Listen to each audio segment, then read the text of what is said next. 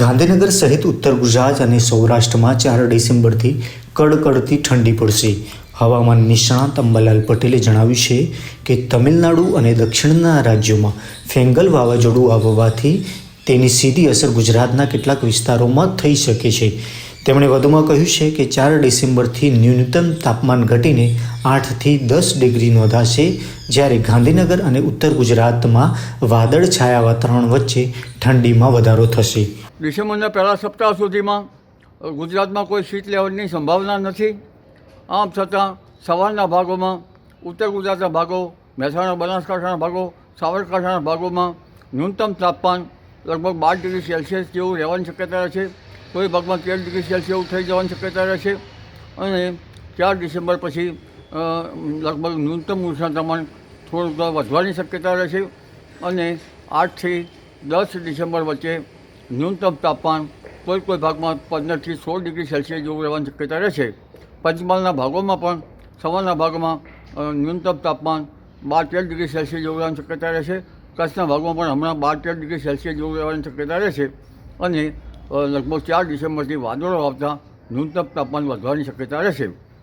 આ ઉપરાંત લગભગ પશ્ચિમ સૌરાષ્ટ્રના ભાગોમાં ન્યૂનતમ તાપમાન લગભગ 18 ડિગ્રી સેલ્સિયસ ઉપર રહેવાની શક્યતા રહે છે. મહત્તમ ઉષ્ણતામાન 30 ડિગ્રી સેલ્સિયસ જેવું રહેવાની શક્યતા રહેશે. આ ઉપરાંત રાજકોટના ભાગોમાં પણ ન્યૂનતમ તાપમાન ઓછું રહેવાની શક્યતા રહેશે. સુરેન્દ્રનગરના ભાગોમાં પણ ન્યૂનતમ તાપમાન ઓછું રહેવાની શક્યતા રહેશે. જૂનાગઢના ભાગોમાં પણ ન્યૂનતમ તાપમાન લગભગ ઓછું રહેવાની શક્યતા રહેશે. દરિયા કિનારાના કેટલાક ભાગોમાં ન્યૂનતમ તાપમાન વધવાની શક્યતા રહેશે. વાવાઝોડું જે ચક્રવાત બની રહ્યું છે ફેંગલ, એની અસર ઉત્તર તામિલનાડુથી પોંડિચેરી વચ્ચે થવાની શક્યતા રહેશે.